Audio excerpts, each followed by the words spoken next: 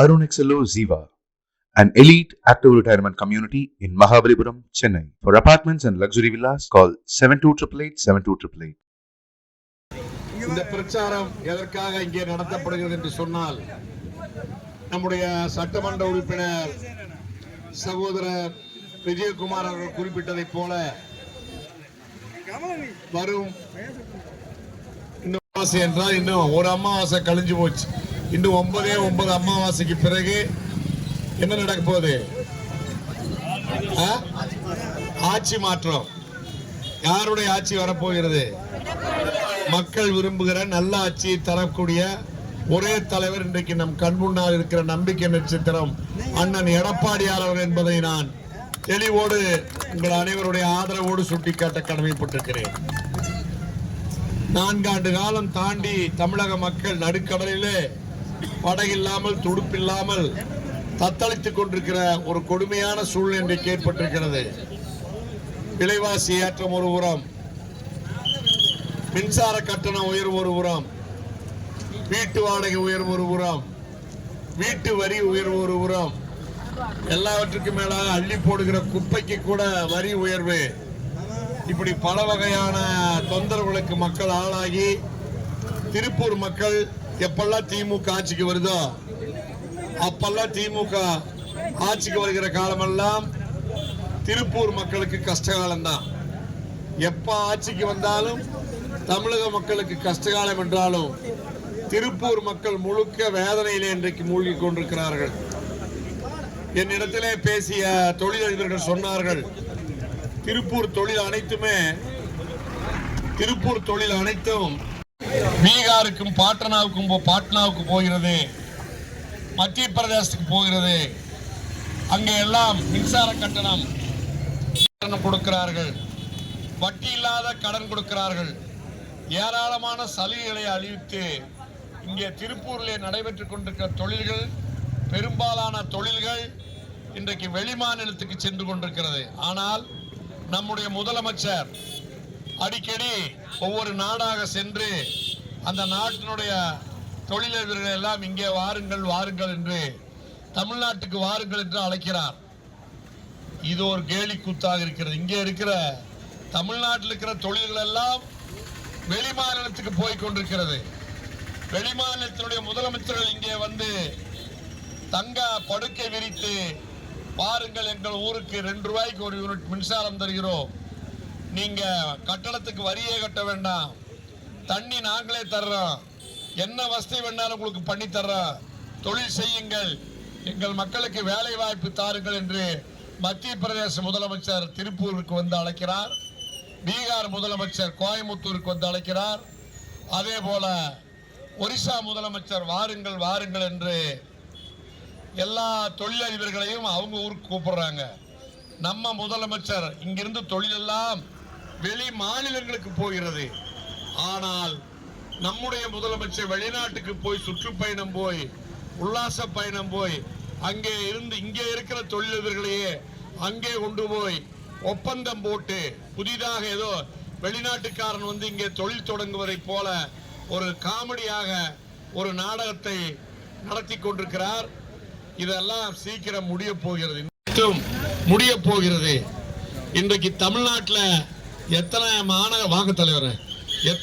மாநகராட்சி இருந்தாலும் திருப்பூர் மாநகராட்சி எதுல சிறந்து விளங்குது என்று சொன்னால், இன்றைக்கு எதுல சிறந்து விளங்குது பாரு. எது நம்ம மாநகராட்சி எதிர்கட்சி தலைவர் லேட்டா வந்தாலும் லேட்டஸ்டா வந்திருக்கிறாரு, அவரே சொல்லுவார், திருப்பூர் மாநகராட்சி எதுல சிறந்து விளங்குது? ஊழல், அப்புறம் வரி உயர்வு.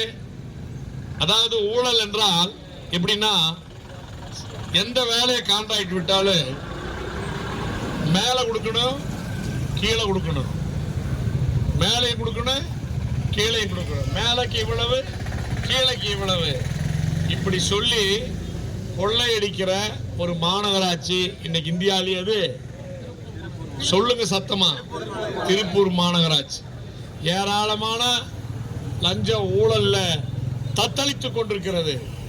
சமீபத்தில் மாநகராட்சி மன்ற எதிர்கட்சி தலைவருக்கு திருப்பதிக்கு தெரியும், நம்ம எம்எல்ஏ சகோதரர் விஜயகுமார் அவர்களுக்கு தெரியும். 160 கோடி திருப்பூர் மாநகராட்சி அடமானம் வச்சு கடன் வாங்கினாங்களா?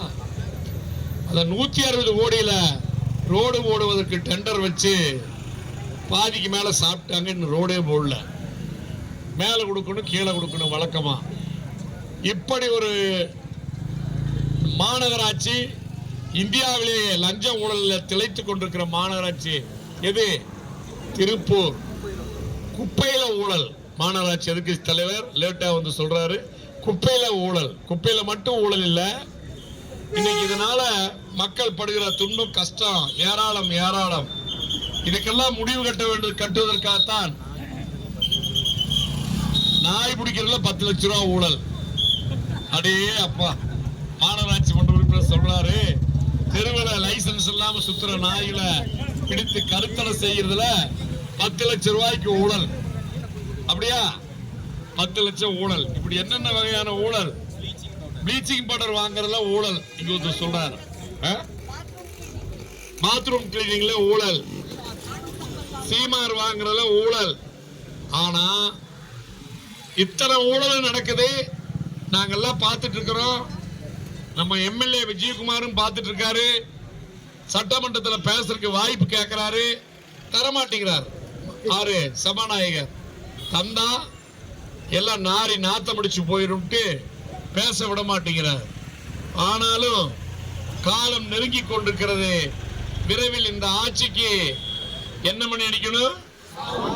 இந்த லஞ்ச ஊழலுக்கு சீக்கிரமா இந்த லஞ்ச ஊழல் ஆட்சியை வீட்டுக்கு அனுப்ப வேண்டும்.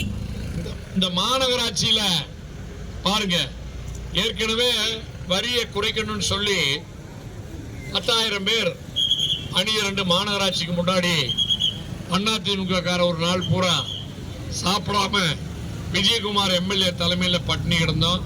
குணசாகர் எம்எல்ஏ தலைமையில் பட்டினி கிடந்தோம். 10,000 பேர். அதுல பாதிக்கு மேல தாய்மார்கள்.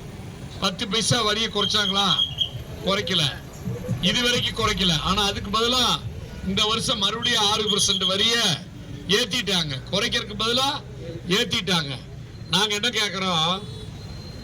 வரி வாங்குறீங்க, வசூல் பண்றீங்க, கடன் வாங்குறீங்க. இந்த பணத்தை எல்லாம் வச்சு மக்களுக்கு ஏதாவது ஒரு முன்னேற்ற பணி செய்யுங்கள் என்று சொன்னால், இதுவரை ஒரு துரும்பை கூட திருப்பூர் மாநகராட்சி கிள்ளி போடவில்லை. எந்த முன்னேற்ற பயனுள்ள பணியும் திருப்பூர்ல நடக்கல. இப்படிப்பட்ட சூழ்நிலையில தான் இந்த மாநகராட்சி இருந்து கொண்டிருக்கிறது. குறிப்பாக குப்பை ஓட்டுறதுக்கு பாறைக்குழியே இல்லையா? அப்ப என்னதான் பண்ற? திடக்கழிவு மேலாண்மையே இல்லையா? அடே அப்பா, இந்த மாநகராட்சியில திடக்கழிவு மேலாண்மையே இல்லைன்னு, சுகாதார சீரழிதுன்னு இங்க 4 கவுன்சிலர் சொல்றாங்க. ஒரு கவுன்சிலர் இல்ல, எனக்கு வலது பக்கமா உட்கார்ந்து இருக்கிற 4 கவுன்சிலர் சொல்றாங்க. திருப்பூர் நகராட்சியில என்னைக்கு மாநகராட்சியில திமுக இடம் பிடித்ததோ அன்னையிலிருந்து இந்த 4 வருஷமா குப்பை அல்லாத பகுதிகள் எல்லாம் இருக்கு. இன்னைக்கு வாங்க நான் காட்டுறேன். திருப்பூர் மாநகராட்சியில 4 வருஷமா அள்ளி போட்ட குப்பைய அல்லாத பகுதிகள் எல்லாம் இருக்கிறது. மாநகராட்சி நாரி நாத்தமடித்துக் கொண்டிருக்கிறது. இந்த நிலைமையில நாங்க ஒரு கோரிக்கை வச்சோம். முதலே சொன்னோம், திருப்பூர் மாநகராட்சி பெரிய மாநகராட்சி, அதிக வருவாய் உள்ள மாநகராட்சி, தொழில் நிறைந்த மாநகராட்சி, இந்தியாவிலேயே குறிப்பிடத்தக்க ஒரு சிறந்த மாநகராட்சி. எனவே இந்த மாநகராட்சிக்கு ஒரு ஐஏஎஸ் அதிகாரியை, நேர்மையான ஒரு ஐஏஎஸ் அதிகாரியை நீங்கள் இங்கே கமிஷனராக போட வேண்டும் என்று கேட்டோம். ஆனா இந்த ஸ்டாலினுடைய அரசு இந்த மாநகராட்சியில தனிப்பட்ட பயன்களை எதிர்நோக்கி தனிப்பட்ட பலன்களுக்காக திருப்பூர் மாநகராட்சிக்கு ஐஏஎஸ் அல்லாத ஒருவரை கமிஷனராக போட்டாங்க. அவர் ரிட்டையர்ட் ஆகி 1 மாசம் ஆயிடுச்சு. இன்னும் யாரும் ஆணையாளர் நியமிக்கப்படல. இப்பவாவது கடைசி 9 மாசம், கடைசி 9 அமாவாசைக்கு ஒரு ஐஏஎஸ் அதிகாரியை போட்டு திருப்பூர் மக்களை காப்பாற்றுங்க, குப்பை அள்ள வேண்டும், திருப்பூர் மாநகராட்சிக்கு சீரான குடிநீர் விநியோகம் செய்ய வேண்டும், திருப்பூர் மாநகராட்சி மக்களுக்கு வரி வகைகளை குறைக்க வேண்டும். அப்பதான் இங்க தொழில் வளர்ச்சி அடையும். ராஜஸ்தானோடு போட்டி போட வேண்டும். அதே போல ஒரிசாவோடு போட்டி போட வேண்டும். அதே போல பீகாரோடு போட்டி போட வேண்டும். இங்க இருக்கிற தொழில்கள் சைனாவோடு போட்டி போட வேண்டும்.